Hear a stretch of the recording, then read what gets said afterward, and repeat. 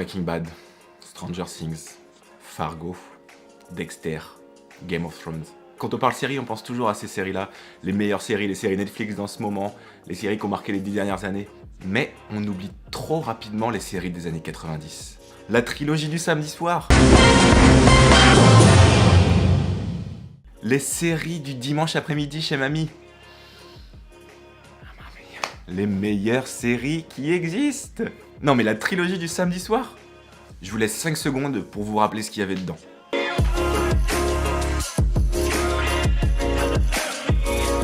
Alors vous avez quoi? Buffy? Malheureusement j'ai pas trop regardé Buffy, donc on parlera pas de Buffy dans cette vidéo. Les deux premières qui me viennent directement en tête, c'est Charmed et le Caméléon. Non mais Charmed, rien qu'Alyssa Milano dans la série était déjà fantastique. Elle avait le pouvoir de geler les gens. Prue, Piper, Phoebe, Paige, les sœurs P quoi.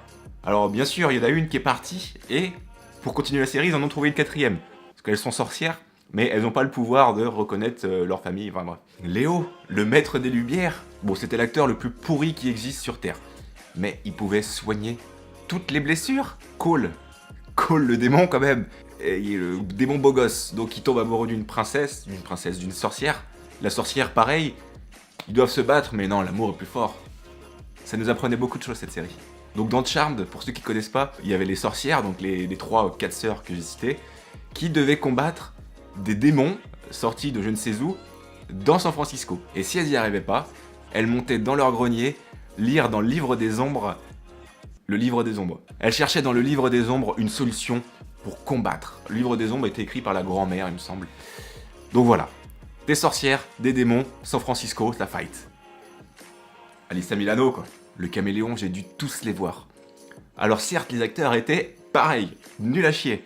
Mais le mec pouvait faire tous les métiers du monde. C'est le Caméléon. Donc personne lui posait de questions. Hein. Du jour au lendemain, le gars il arrivait et... Bonjour, je suis chirurgien. Bien sûr monsieur, allez-y, il n'y a pas de problème. Allez opérer à cœur ouvert là-bas, il y a une dame qui attend là pour son cœur. Allez-y. Honnêtement, personne se posait de questions. Hein. Non mais n'importe quoi.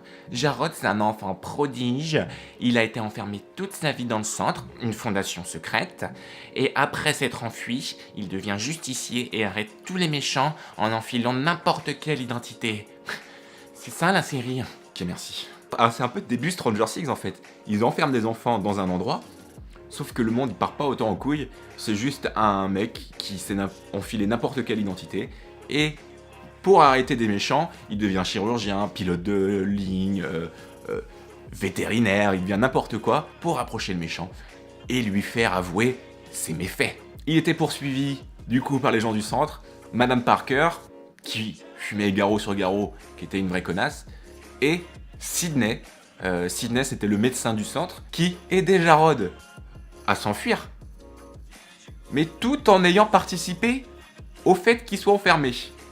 La trilogie du samedi soir, c'était aussi le Sentinelle, le mec avec tous ses sens décuplés, Alias, X-Files. Début 2000, la trilogie du samedi soir a changé un petit peu de registre, et on a eu quelques séries cultes, comme J'ai pas le temps, mon esprit, Prison Break, et puis aussi Somebody Save Me, Smallville. Ça a marqué la trilogie du samedi soir. Le mec était ultra gaulé, était beau gosse. Bon, le mec était un peu lourd quand même, parce que toutes les meufs le voulaient. Mais lui, non, je suis Superman, je peux pas m'attacher à vous, vous pouvez pas vous attacher à moi. Mais c'était quand même Superman au lycée. Voilà, la trilogie du samedi soir, étant ado, c'était ça. Si on parle vieille série, on peut pas passer à côté des dimanches après-midi chez mamie, sur le canapé, à regarder toutes les séries de l'après-midi. C'était quand même le top des années 90, les séries du dimanche sur TF1. Walker Texas Rangers, 13h20, après le JT. On a tous en mémoire l'ordre des séries qui passaient le dimanche quand même. Ça commençait pas forcément par TF1, ça commençait vers midi sur M6 avec Demain à la Une. Demain à la Une, mec qui joue le flic dans le Loup de Wall Street, qui avait un chat qui venait sur son palier lui apporter le journal du lendemain. Et bizarrement, au lieu d'aller faire un loto, non, lui il allait aider les gens dans le besoin. Moi j'aurais fait un loto avant quand même. J'ai jamais trop compris cette histoire de chat d'ailleurs. On enchaînait direct par Walker, 13h20, le seul mec au monde qui se bat à main nue contre 15 mecs armés de Kalachnikov. Pose ton gun, Callaghan. Il a quand même buté 25 853 méchants dans Dallas. Donc Dallas, en fait, sans lui, c'est la ville la plus dangereuse au monde. Et le soir, après avoir buté tous les méchants, il a laissé C.J. Parker. C'est Parker le nom? Il a laissé C.J., son pote ancien flic, avec sa copine, l'assistante du procureur général et son collègue, Trivette. Il se marrait à l'époque. Après, ça variait. Il y avait différentes séries. Il y avait Rick Hunter, il y avait Monk, Pacific Blue. Mais si, Pacific Blue, les flics à vélo, là, à Miami ou Los Angeles, super métier, ça. Enfin, à Miami, hein. Parce que flic à vélo chez nous... Et là, vers 15h, le meilleur générique de tous les temps arriva.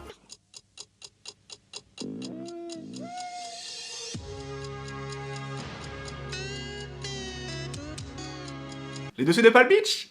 Mais ce générique. Après, honnêtement, la série, je sais plus trop de quoi elle parle. Hein. Donc, c'était des flics. Et on finissait par un petit Dawson ou un petit set à la maison. Non mais Dawson, génial. Un mec de 25 ans qui joue un ado de 15 ans, totalement frigide, sentimental, timide, amoureux de toutes les filles de la ville. Non, il aimait sa voisine. Et son autre voisine l'aimait. Enfin, c'était un bordel. Et il y a un quatrième mec qui arrive et qui... Tout ça dans un petit quartier... Non mais Dawson, génial. Tous les acteurs ont percé, sauf le mec qui jouait Dawson. Et que dire de cette à la maison? Une bande de gamins qui, dès qu'ils faisaient une bêtise, devaient aller se confesser auprès de leurs parents parce que ça les tourmentait, ça les brisait de l'intérieur. Oh mon dieu, j'ai fumé une cigarette en cachette. Et le père de la série qui est devenu pédophile après ça. Eh ben, et bien sûr, il y a plein d'autres séries qu'on ne peut pas oublier. Le Rebelle, par exemple. Il était flic et il faisait du bon travail. Il avait commis le crime le plus grave, en témoignant contre d'autres flics qui avaient mal tourné. Ces flics avaient tenté de l'éliminer, mais c'est la femme qu'il aimait qui avait été touchée. Accusé à tort du meurtre, il rôdait maintenant du côté du Dakota. Un hors-la-loi poursuivant les hors-la-loi. Un chasseur de primes. Un renégat. Lorenzo! Il y avait quoi? Il y avait Hooker, Chips, Melrose Place, Beverly Hills. On se retrouve après Pitch Pit après la nuit, Sandy. Sandy, il n'y a pas de Sandy dans le film. Brenda, on se retrouve au Pitch Pit après la nuit. Ok, si, on va se retrouver. Au Pitch Pit. Ah, un petit mot sur Beverly Hills quand même. Avec Steve Sanders, David Martin, Brenda et Brandon Walsh. Qui d'autre? Copine de Brenda. Kelly, ah je ne sais plus son nom de famille, Kelly, et Donna Martin, évidemment, Donna Martin. C'était Dylan McKay, j'ai failli oublier Dylan McKay, n'importe quoi. Des bourges à Beverly Hills, qui vivent leur vie, quoi. K2000, Alerte à Malibu, MacGyver, quand je vois qu'ils ressortent une nouveau MacGyver, là, mais n'importe quoi. MacGyver, c'est MacGyver, quoi. Art Laker à vif, Razik, et pour terminer, un petit quiz sur une des meilleures séries des années 90. Si je vous dis Hal, vous avez tout de suite pensé à Malcolm, mais je ne parlais pas de ça. Hal, GT, Karen, Cody, Dana. Step by step, day by day, a fresh start over, a different man to play. The deeper we fall, the stronger we stay, and we will better the second time around. Notre belle famille. Meilleure série des années 90.